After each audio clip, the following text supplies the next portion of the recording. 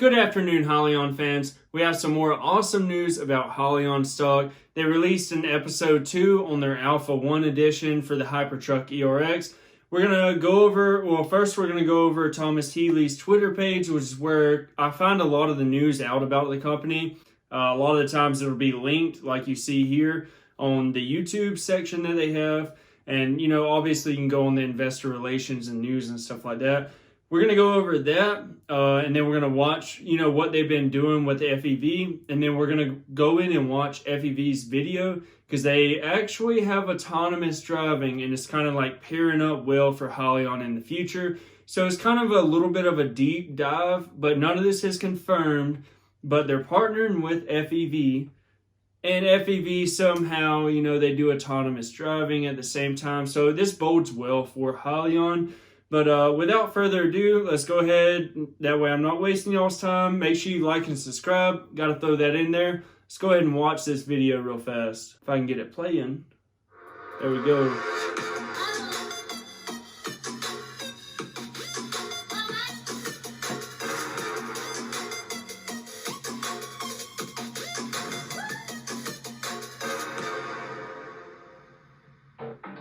So today we're here in Michigan at FEV. We have several of our engineers on site working with their engineers. So it's really a team and collaborative environment to specifically work on packaging and placing the different components around the vehicle. This week we have the Hyliion team here, and we're working closely together on making final selections for the electrified components to add to the hybrid kit. It certainly seems, So this will be probably the only time I'll cut the video off, just so y'all guys can see the whole video and stuff like that without any interruptions. But just keep in mind how much detail they're going over. Like, they're talking about inches of, just how much can we fit up under here. They're going very in detail. So just keep that in mind as you watch along. It probably gives us at least an inch, maybe even 2 inches in all directions for clearance. I think it's great that they can come into a space that they can add not just their Hyliion green color, but green environment, if you will, into this Class 8 space. Traditionally, of course, such big trucks were combustion engine driven, and so to bring hybrid, which is something unique, I think, into that space, I think it's pretty interesting. It's great to be here in person. It allows our engineering team to really work together, and they can collaborate on the best solutions. FEV brings a lot of synergy with experience from other programs, and they bring great energy as well. We have around 5 accessories that we have to shortlist today. So every accessory, we look at the viable options inside the room, discuss which can be better, which we can get fast, and which will work better for us. And once we think that is a viable option, we take the dimensions, come out and see where we can fit it on the truck. We're basically trying to demonstrate the technology, so trying to get as many of the kind of potential production supplier components on the truck as possible. The goal ultimately is to prove that the technology can do what we hope it can do, which is provide a good ROI in terms of fuel efficiency and power and functionality. Next, we're going Fuel to efficiency. start our software bring up once the vehicles are assembled. We'll start doing some short drives and some functional safety validation work. And after that, we're going to hit the road and start to see what our customers and our fleet council members think of what we built this summer.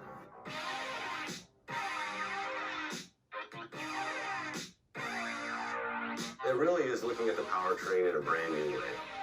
We feel that battery electric technology is fantastic, but the infrastructure just doesn't seem to be ready. So right now, this solution offers over 700 natural gas stations around the country. And I got to cut it off right there. So, full-on batteries not ready. There's already 700 natural gas refueling stations around here. And Hyliion's whole path, if you looked in their presentation, like they're going to go into the hydrogen fuel cell, stuff like that, but they're playing the cards that got dealt to them right now. Fully electric, 2 Tesla semi-trucks takes up a whole manufacturing facility worth of electricity when they're on the fast charge cycle. So they're playing the hand that they got dealt right now in our economy right now. That's one of the big takeaways that I see with Hyliion. They're going to succeed. Like, if you know anything about this market right now, or if you do a lot of research on this company, like, there's no question in my mind if, one day if this company is going to be a profitable company, if their revenue is going to go insane, which I am expecting next quarter for them to start having revenue, but we will see about that. Truck can work for a fleet right now. Hyliion and FEV Right are now. tightly working together with experts from both sides. And so it's a nice program where you get to use expertise from both sides, gel it together, and come out with a program that we can both stand behind and be proud of in the end. So the partnership is a big deal because FEV has a lot to offer, and Hyliion is now doing something that is very green and technologically advanced, and the partnership is beneficial because we can support each other in getting our names known and providing a product to the world that is green and useful. Time frame is always scary because we are a startup. We'll have to squeeze everything in, finalize everything, get our system set and testing done. Everything is always, compressed, but we love it, so we're working towards it and we'll get it done. We do need to move quickly and we need to make good decisions. So it will be a very, very busy summer. We have a really wonderful team and they're working hard. I'm really excited about the direction of these vehicles. I know the potential of the team, and I feel like when we get to the end, our customers are going to be very impressed. So if you heard at the end, our customers are going to be very impressed. That's a good takeaway. That's a good edit that they made. So now, we went through that Alpha 1, the episode 2 on that. Now, when I was watching that, what does FEV do? So we're going to get into that right now. Engineering services, powertrain development, and electrification. My bad, guys. My throat's a little itchy. But vehicle engineering. And now they also go over electrical systems and electronics. That basically what you're going to see from this is they do just about everything. Hybrids and e-mobility, lower emissions, which is, what Hyliion's all about. Reducing the carbon footprint, also another thing that Hyliion's all about. And this is for passenger and light duty vehicles, but obviously from the video you see that they're doing that now with commercial vehicles or class 8 semi-trucks, 18-wheelers, whatever you want to call them. So they also do this with large engines. So think about, locomotives or whatever you want to call them, trains, that's the common term. I don't know why that didn't come up in my head automatically, but a full range of engineering services for large bore engines.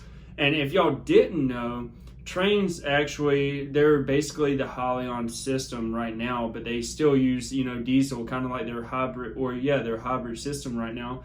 So you have the engine that generates, rotational force or rotational energy through the crankshaft. And then that goes to, to make electricity out of that. And then that is what is applied to the wheels to push them. Because electric, you don't have the torque band, the power curve of an ICE engine, internal combustion engine that uses gas or diesel or propane, whatever, to run them. So you don't have, the power's there from the get-go. You don't have a torque curve. Like if you notice in your car, if you floor the gas, it's kind of slow and steady, and then it shifts down and it'll go into a higher RPM range where the power band hits in, and then that's when you feel the jolt backwards. Electric engines, like all the power is there from the get-go. If you want to see what I'm talking about, look at a Tesla video, like a 0 to 60, and all the power is instantaneous. That's what's great about electric engines and the efficiency, obviously. So, FEV, they also do transmissions. And now we're going to go into the company history. So FEV is a global leading engineer and digital mobility company. If you want to, I'm going to kind of paraphrase this, so you can pause the video, kind of read through this or zoom in, do what you got to do. So through our depth expertise, we provide customers and society with cutting edge solutions with high value mobility and most advanced transport experience from A to B. Our expertise includes intelligent software, sustainable propulsion system development, as well as full vehicle engineering. And the FEV group currently employs 6,300 high qualified specialists and customer oriented development centers and more than 40 locations in 5 continents. So a very spread out, robust company. So now, we're going to kind of go over the timeline. 2016, FEV focuses on connecting with automated driving, cybersecurity, as well as alternate powertrains. You know, that's when they kind of go into their hybrid or e-solutions. And then in June in 2016, FEV Beijing Power or Vehicle and Powertrain Development Center has opened to be even better to adapt to the customer support in the European and Chinese regard to their product development. So, you know, they're expanding to different countries.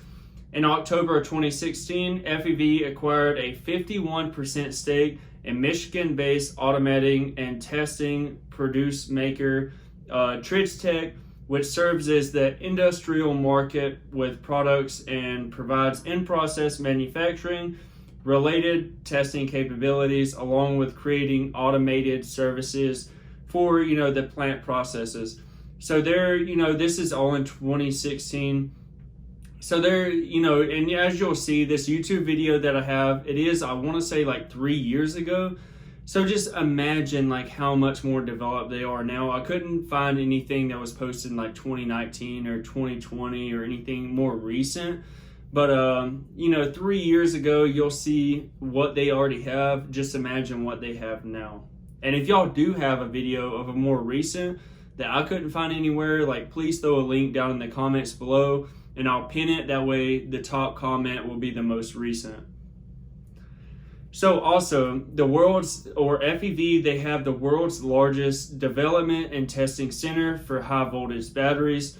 This bodes well for Hyliion, being that we all know that they're going to use batteries to store electricity for the electric e-axles. And now FEV Smart Vehicle Development, connected and automated, fully connected vehicles and driver assistance systems, going as far as autonomous driving, basically. Y'all can pause it and read through if y'all want to. Not trying to make the video that long, that way I can save y'all's time. So now we're going to get into a video that is from FEV.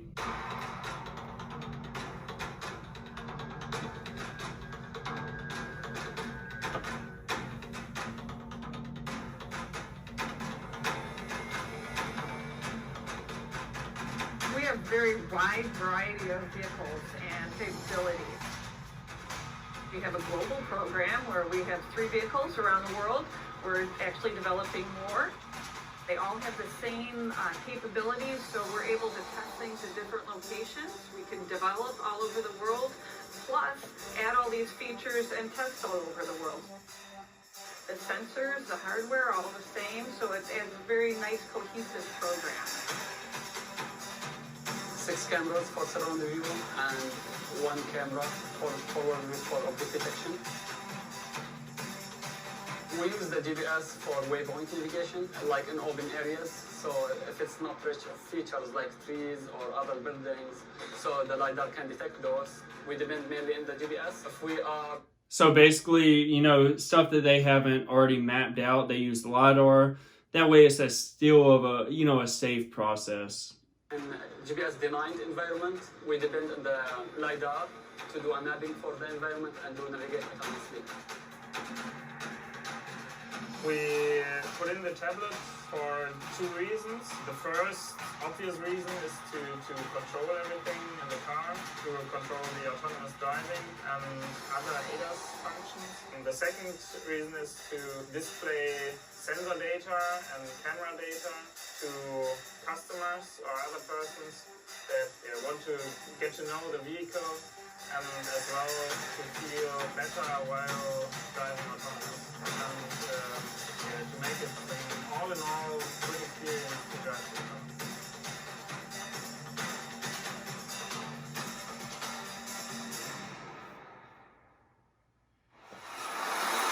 We implemented the ultrasound to do a close object detection.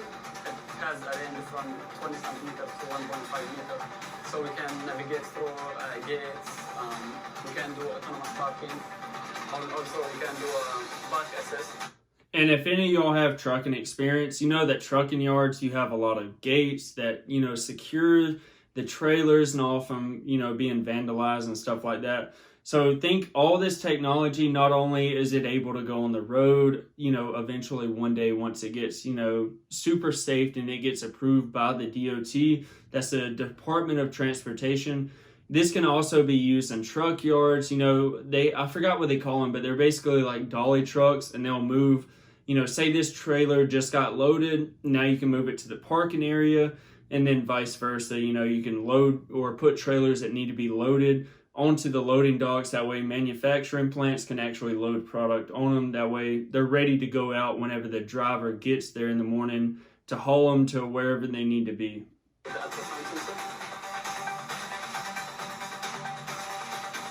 the cameras, we have object detection for cars, traffic sign, traffic. And look at this right here. I just want to point this out because I was trying to, take a screen recording to get a nice clear video. I was at work, so like we have a lot of radio traffic. I am in the military, so like, we use radios a lot. So this was the first video that I got that there wasn't a lot of radio traffic in because I was expediting and stuff like that.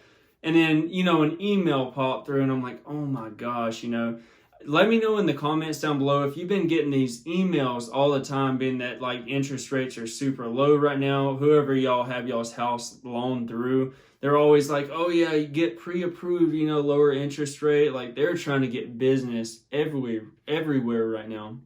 For cars, traffic sign, traffic lights, and we use this data for apply like brake for emergency braking for administration.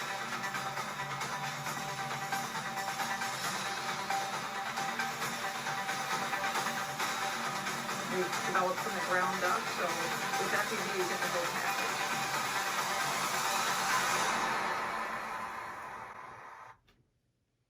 Awesome. So I do believe, yep, that is the last thing that we had on this video. So I hope that y'all got like a pretty, this is kind of like me kind of looking in towards the future and stuff like that of what I expect potentially could happen with FEV. So I hope y'all enjoyed this content, and being that we are a smaller channel right now, like it would be awesome for me to connect with y'all. I could go through, like do live streamings and stuff like that, and y'all could type in, stocks that you want me to look at, like what is my opinion on this stock. Let me know in the comments down below if you would like that. And, it would be awesome for me to do that, being that, I only have like 350 subscribers right now. So I personally feel like it's like a small family, because y'all are loyal. I took a break from YouTube for about a month because I just got overwhelmed with, life stuff going on. And y'all stuck by my side. So I would, more than love to give that back to y'all. So let me know in the comments down below. And then I can make a post or something like that saying a certain time on a certain day I'm going to go live. And y'all can, queue in questions and stuff like that. And I would love to go through. And, all my perspectives are on a long-term basis. I don't know that much about short-term options. If you watch the channel, you know that I'm all about long-term investing. And so with that, I hope y'all enjoyed the video. I hope y'all are having a great day. Make sure you like and subscribe to catch me back on the next video, and I will see y'all later.